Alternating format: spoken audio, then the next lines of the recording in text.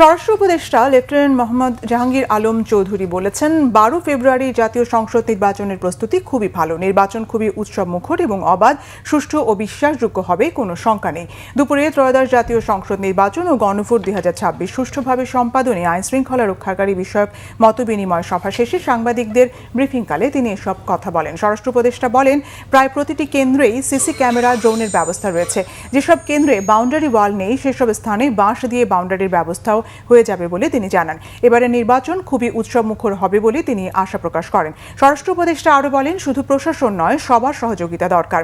তিনি বলেন, কোনো ধরনের শঙ্কা উড়িয়ে দিয়ে তিনি বলেন, এবারের মতো যে পরিমাণ আইনশৃঙ্খলা বাহিনী নিয়োগ করা হয়েছে, ইতিহাসে এমন এর আগে কখনো হয়নি।